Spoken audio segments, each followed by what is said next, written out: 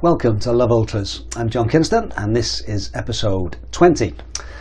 Now, my plan for the next 18 weeks is to do one of these a week, and I want to do basically a countdown to the Northern Traverse race. It's now the 31st of December 2017, so tomorrow is 2018. And I'm just really happy actually that the new year starts on a Monday. I just saw a tweet from good friend Dave Troman, and he said exactly the same, that he loves the fact that he can start his training diary on a Monday without any sort of bitty weeks. And I always like to keep a weekly diary of my running. And so when the weeks and year starts on a Wednesday or a Thursday, you have sort of a few days before it's sort of the first full week. But with Monday being tomorrow, 1st of January, then it fits in really well. So that's good. Anyway, the plan is to do a weekly update, and I want to just share my training with how things are going for the Northern Traverse race.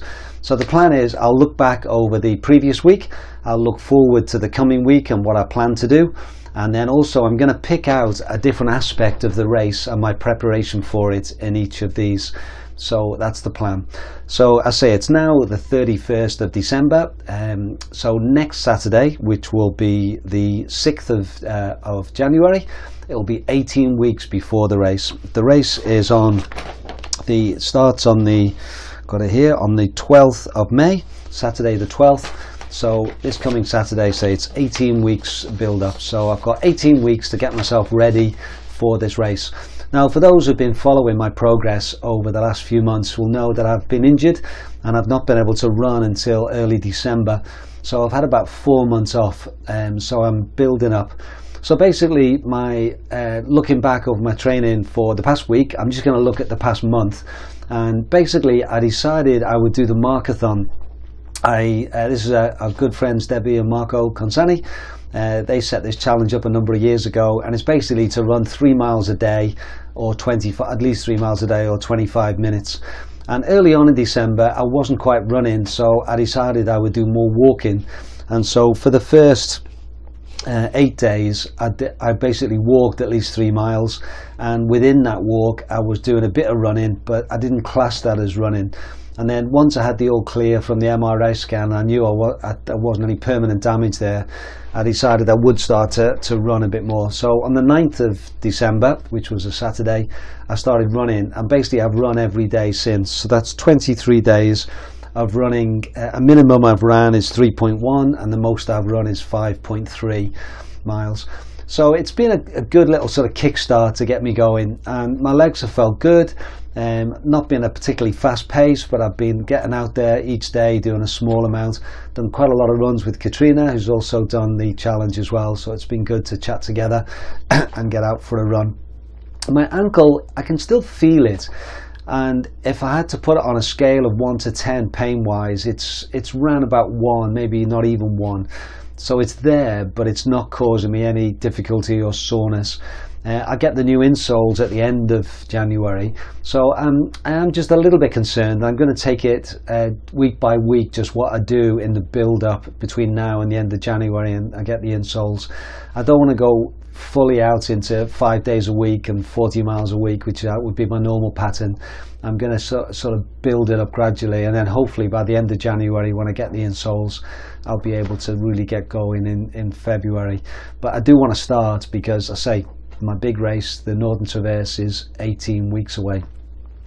So that's what I've done, and I say I've really enjoyed. It's been great getting out running again. We've had good weather most of the time. We've had some very cold days, we've had some wet days, we've had some slippy icy days, but we've had some cracking days as well where the sun's been shining and it's that cold crisp which I love running in. So it's been great. So I say I'm really enjoying the fact that I'm running again and I'm able to get going, and hopefully that's just given me a little bit of a kickstart into the new year. What I'm going to do now is just give you a little bit of a tour round of the website about the race.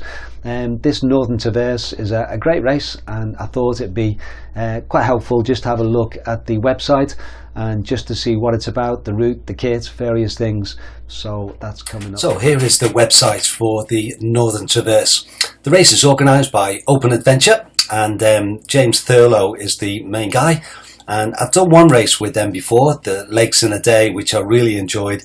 And I know that these events are really well organised. My good friend Andy Cole has done this race. The first edition was 2 years ago, and Andy said it was really well organised and it was spot on, so that was a good thing.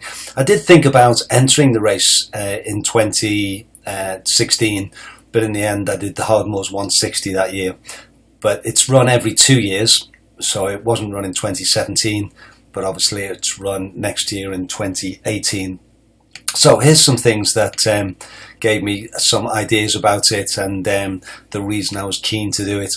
The event is run between the 12th of May and the 16th of May, so 12th is a Saturday. I think when they did it before, they started on the Monday, but it works a lot more, works better for me actually on the Saturday. Means I can hopefully go down on the Friday night, start Saturday, and then we'll see how long it takes. But you've got 5 days to complete the run. So this is some details. Registration, that's right, this year they're doing a Lakes Traverse as well, which is the first, I think 60 miles or so of the route. Yeah, first 60 miles across the Lake District, and then the full race goes right across. So registration takes place on the Saturday morning between 7 and 8, and then the race starts at 8:15.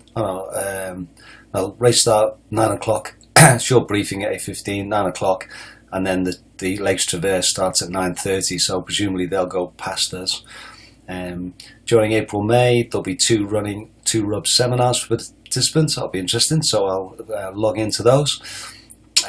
Got the entry fees. I paid early, so it was £350. If you want to enter now, it's £450 up until the 1st of May, and then after 2nd of May to 30th of April, it's £550. Cut-offs, they'll give details of those later on. Waymark, it's not waymarked. Don't object to using a GPS, and I've got that already. Weather, yeah, all sorts of different types of weather. Points if you want to apply for UTMB. Food, plenty of hot food at the checkpoints. I'm going to go into the checkpoints and all that side in more detail in another LOVEUltras.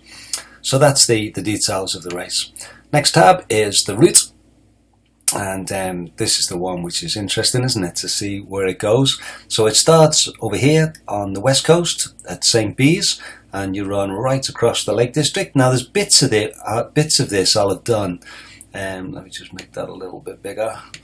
Yeah, there's bits of this which I'll have done around here. That's Ennerdale. The Lakeland 100 race goes from Kynaston and a big loop around there. So it doesn't really cover this ground, but there are bits of it, like the bits down here, which is part of the Lakeland route. Patterdale, that's right, this bit round over Haweswater. Yeah,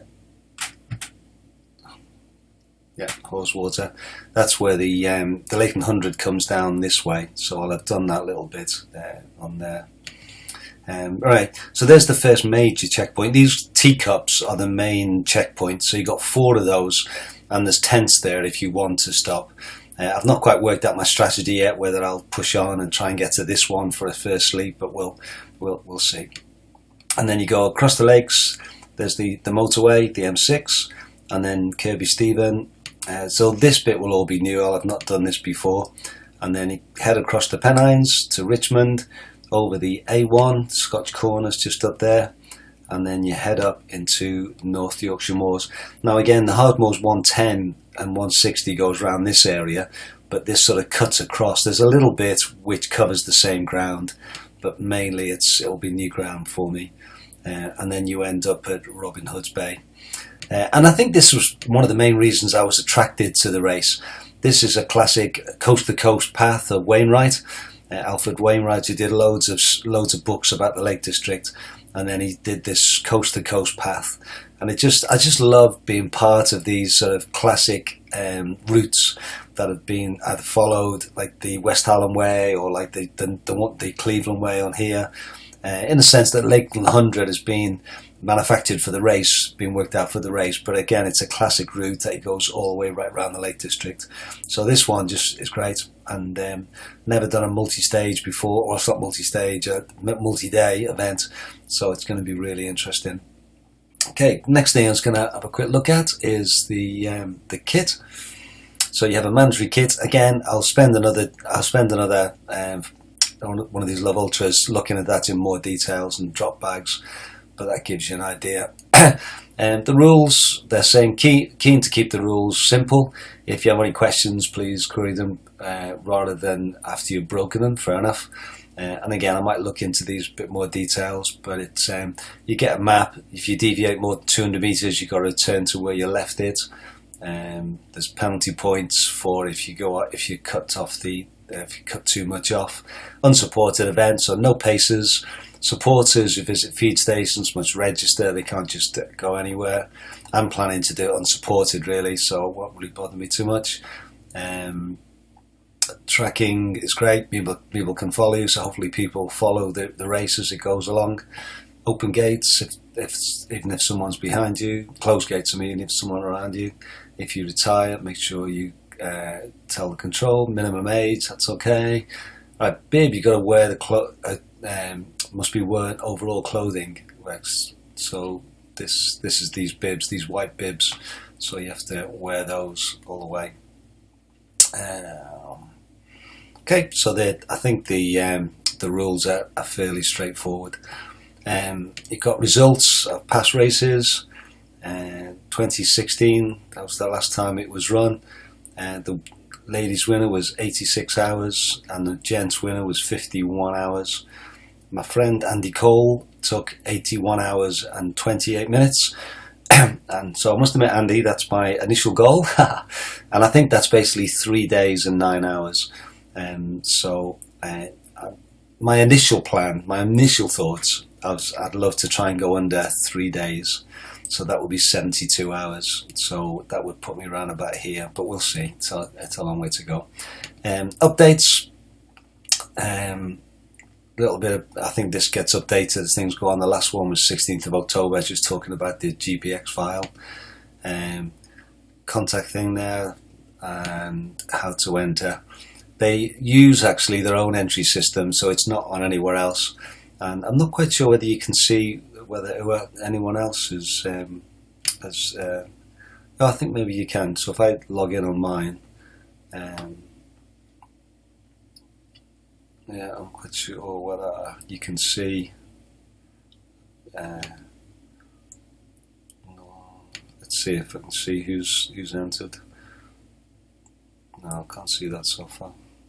I'll have a further look at that and see whether you can see who has entered. So that's the website, and it really looks well organised. As I said, looks a great event. Looking forward to do it. And this is my first little update on these LOVEUltras with 18 weeks to go, and that's just a basic idea of the race. So it's a multi-day race, but it's a continuous race. It starts at 9 o'clock on the Saturday, and you've got basically 5 days to get across the country and finish the route. So hopefully that's given you a little bit of a taste of what this race is about and why I was keen to do it. And as I mentioned a couple of times in a little bit there, I'm going to pick out different things, and I've got a whole list of stuff which I want to sort of share in these LOVEUltra vlogs, and just to chat about a different thing each time. So next week I'm going to talk about my training and talk about my plan for the 18 weeks. So I'm going to give this sort of broad pattern of what I'm aiming to do. It will be a bit flexible, mainly because I want to see how my ankle responds, but I'd like to have a plan, so I'm going to sort of share that next week. And then different weeks I'll be sharing different things about kit, about food, about my sleep plan, about shoes I'm going to wear, and the route, all sorts of different things. So hopefully it'll be a nice little record for me and anyone else who's doing the race as well, or is interested in doing a race like this. It's my first foray really into a multi-day race, or a longer race, where you've got up to 5 days to be able to complete it in.